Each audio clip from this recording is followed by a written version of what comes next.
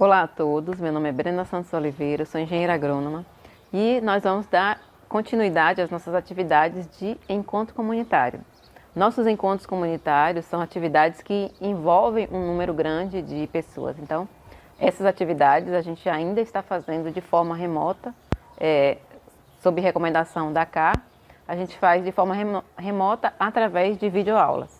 Até a distância é uma adaptação das atividades de assistência técnica e extensão rural do Bahia Produtiva, que é um projeto do governo do estado da Bahia, por meio da Secretaria de Desenvolvimento Rural do estado da Bahia.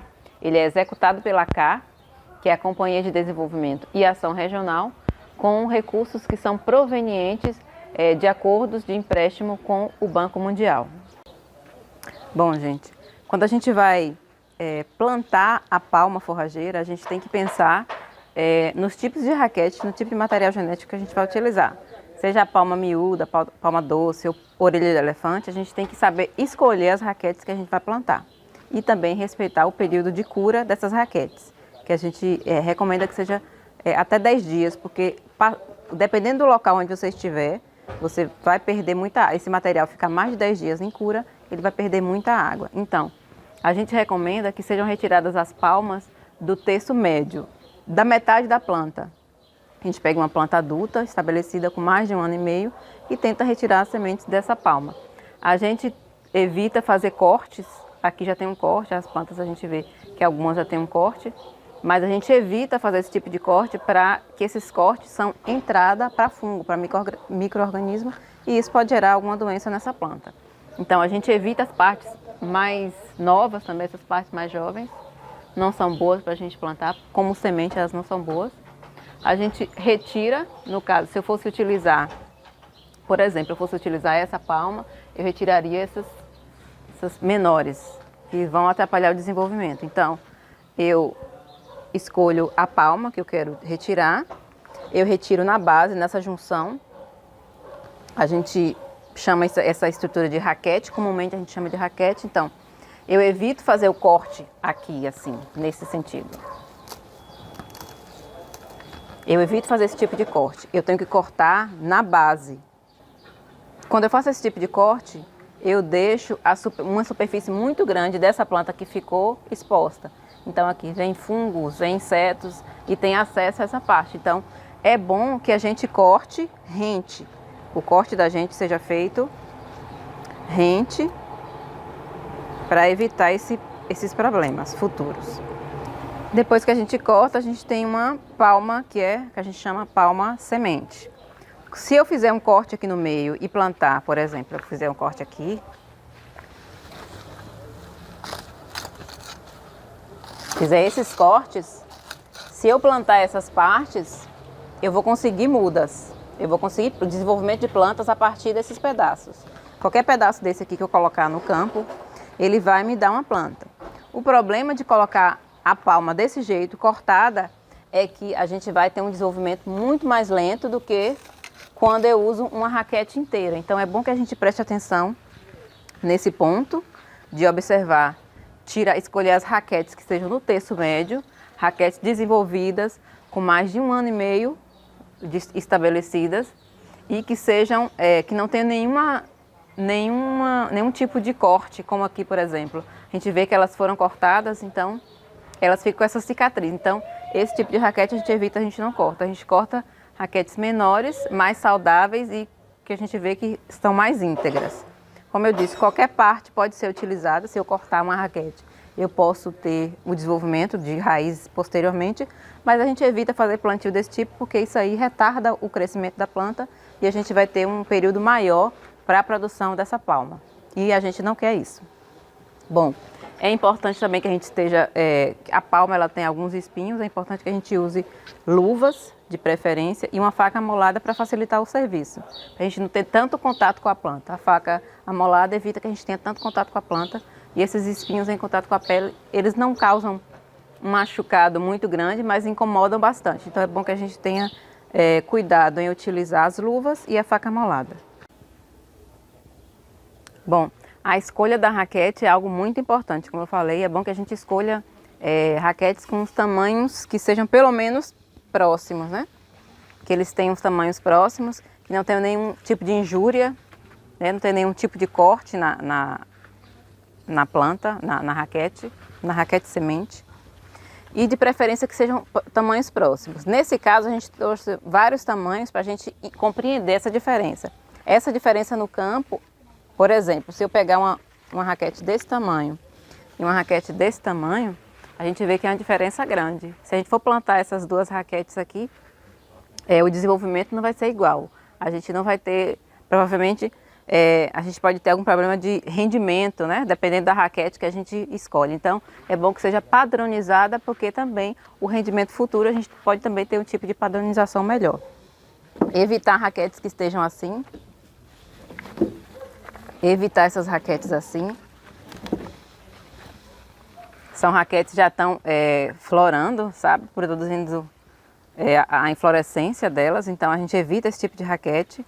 Não é bom a gente utilizar esse tipo de material, evitar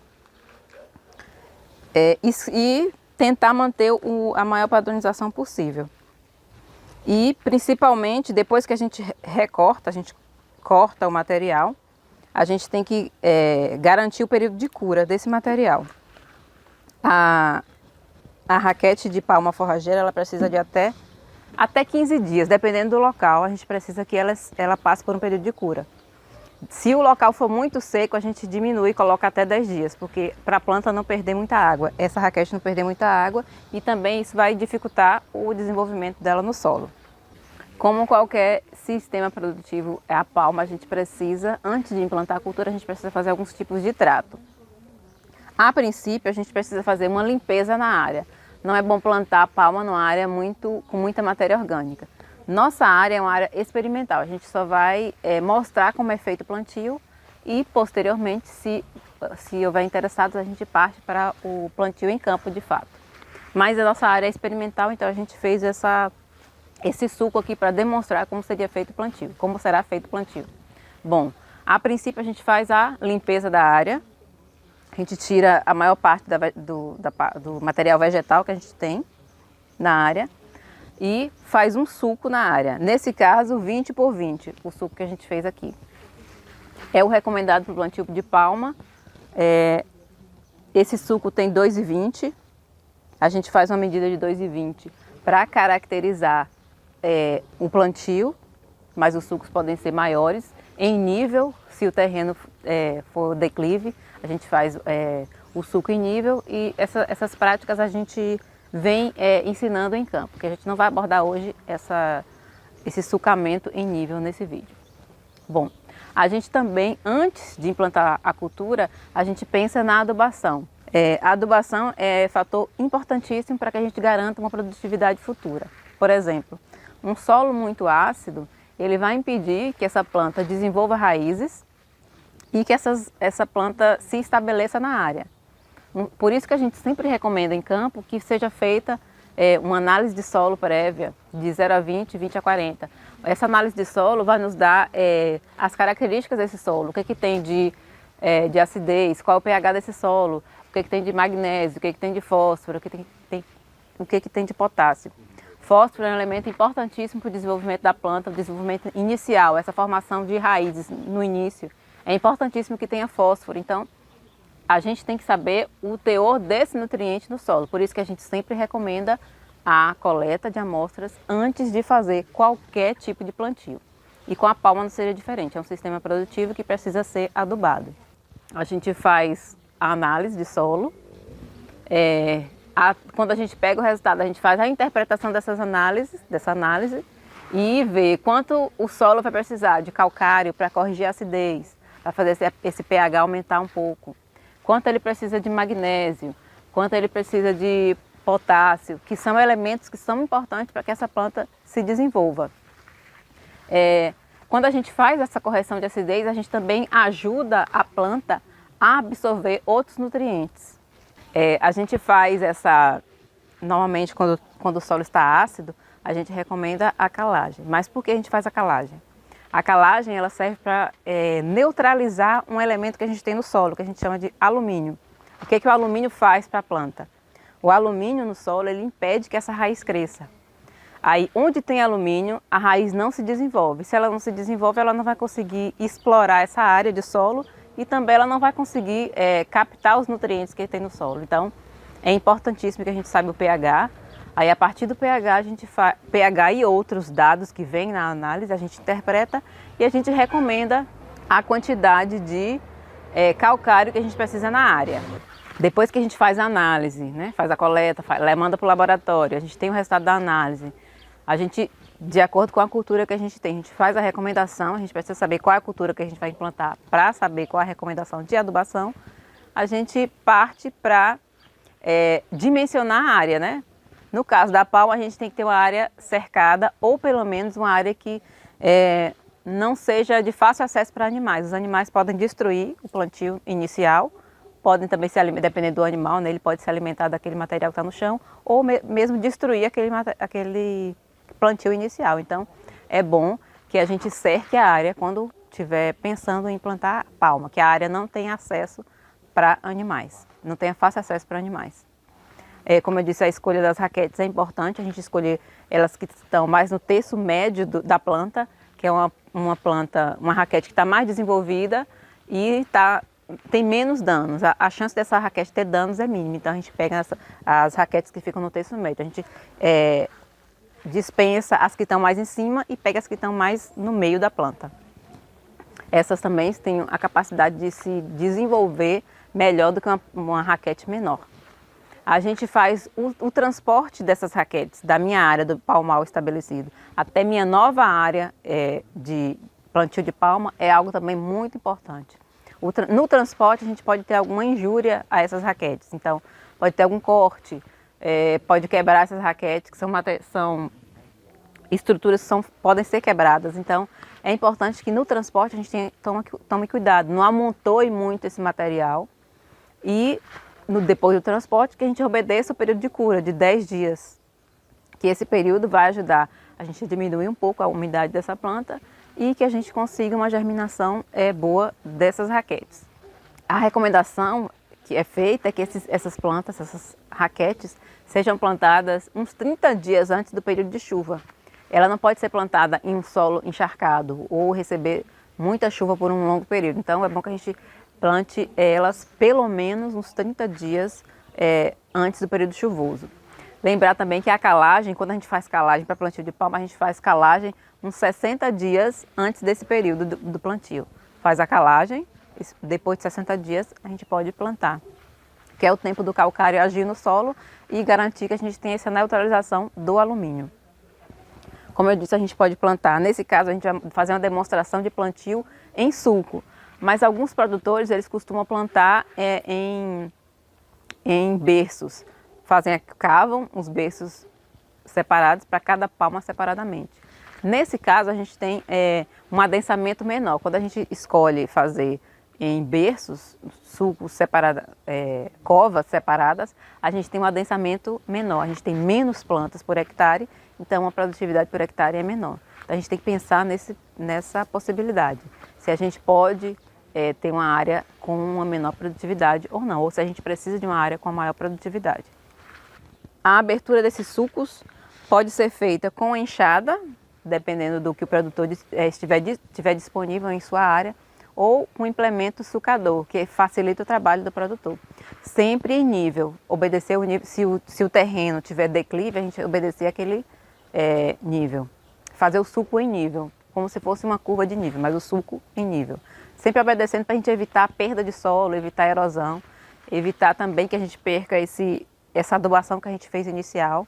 Se a gente não faz esse sulco em nível, não pensa nessa parte do plantio, a gente pode também ter perda de solo, consequentemente perda dos nutrientes naqueles primeiros centímetros de terra. Então é bom que a gente planeje bem e sempre procure uma orientação técnica.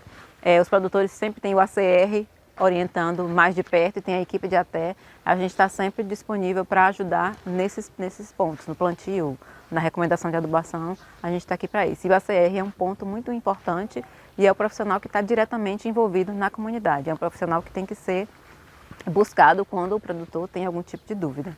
O tipo de solo que a gente utiliza para fazer o plantio é muito importante. Quando a gente retira, faz o sulco, essa camada mais superficial, os 10 centímetros, eles têm que ir primeiro, ter mais contato com a raiz. Que esses 10 primeiros centímetros, eles têm uma quantidade de nutrientes maior. Então, ele vai ajudar essa raiz a se desenvolver melhor também. É um fator positivo e é algo que deve ser obedecido e seguido no plantio de palma. Agora a gente vai fazer uma pequena demonstração de como a gente faria o plantio da palma no suco. Nesse caso, a gente vai utilizar um suco de 2,20. Para esse suco de 2,20, a gente vai usar cerca de 475 gramas de superfosfato simples. A planta, nesse período inicial de desenvolvimento das raízes, né, das primeiras raízes, ela precisa de fósforo. Então, a gente tem que oferecer esse nutriente para a planta. A gente espalha essa quantidade no suco de plantio. Lembrando que a gente está fazendo uma demonstração. E para um suco de 2,20 a gente vai utilizar essa quantidade de adubo. A gente também coloca esterco nesse suco. A gente coloca também 120 gramas de cloreto de potássio nesse suco. Também as 120 gramas são espalhadas ao longo dos 2,20 metros. Então a gente pesa antes e vê uma quantidade, no caso, um copinho desse a gente espalha igualmente. E depois a gente espalha o esterco na área da mesma forma. A gente precisa dessa adubação de plantio para garantir, como eu disse, o desenvolvimento das raízes. A gente vai distribuir um pouco de esterco .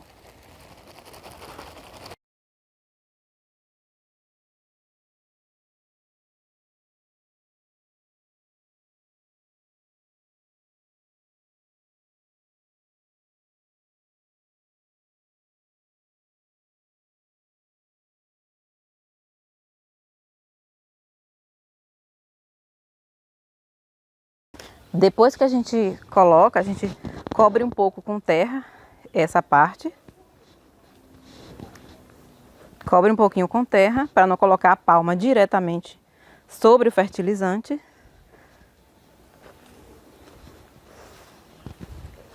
E depois a gente coloca as raquetes, distribui as raquetes nessa área. Uma área de 2,20 a gente vai utilizar de 23 a 25 raquetes. De preferência que essas raquetes tenham tamanhos próximos e que sejam raquetes sadias. Aí a gente coloca as raquetes com um espaçamento de 9 centímetros entre cada uma.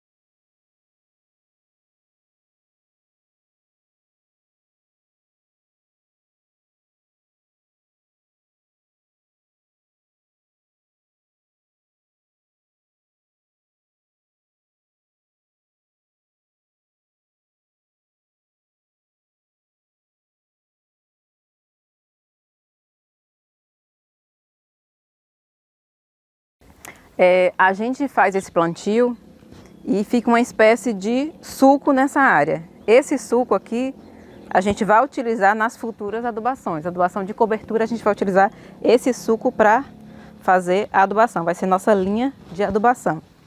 A gente faz o espaçamento de 9 centímetros entre cada raquete. Isso aqui é só demonstrativo para a gente mostrar como como ela fica em campo.